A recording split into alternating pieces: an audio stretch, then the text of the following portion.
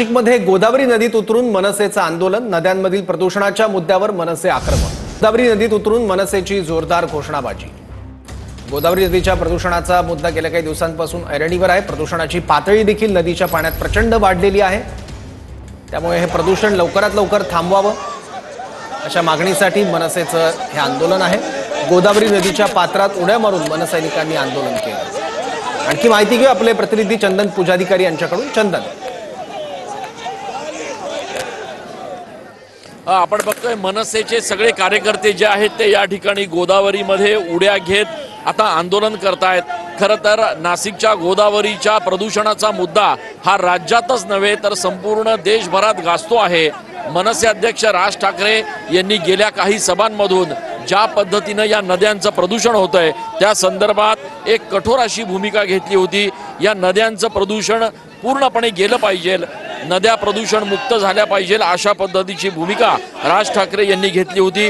नाशिकच्या गोदावरीच्या संदर्भात देखील त्यांनी या ठिकाणी कठोर अशी भूमिका घेत गोदावरी प्रदूषण मुक्त होण्यासंदर्भात आपल्या कार्यकर्त्यांना सूचना दिल्या होत्या। आणि त्या पार्श्वभूमीवर आपण बघतोय की मनसेचे हे सगळे कार्यकर्ते जे आहेत ते थेट गोदावरीच्या पाण्यात उड्या घेऊन या ठिकाणी हातात बॅनर आणि मनसेचे ध्वज घेऊन गोदावरी प्रदूषण मुक्त झाली पाहिजे अशा पद्धतीच्या घोषणा देत आहेत।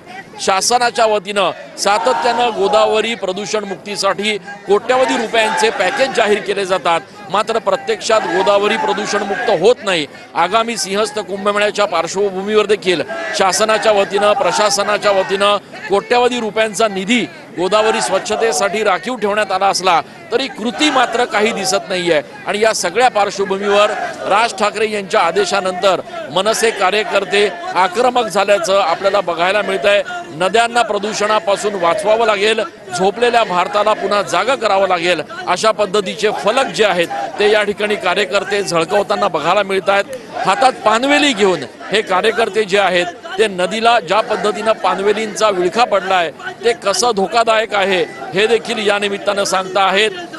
मनसेचे नेते दिनकर पाटील असतील, अंकुश पवार असतील, मनोज घोडके असतील, सुदाम कोंबडे असतील, यासह मनसेचे सगळे कार्यकर्ते आणि पदाधिकारी जे आहेत ते या ठिकाणी आक्रमक झाल्याचं आपल्याला बघायला मिळत आहे। आणि त्यामुळे एकूणच आता या कठोर अशा आणि आक्रमक आंदोलनानंतर प्रशासन नेमकं काय भूमिका घेणार हे बघणं महत्त्वाचं ठरणार आहे। चंदन, धन्यवाद या माहितीबद्दल।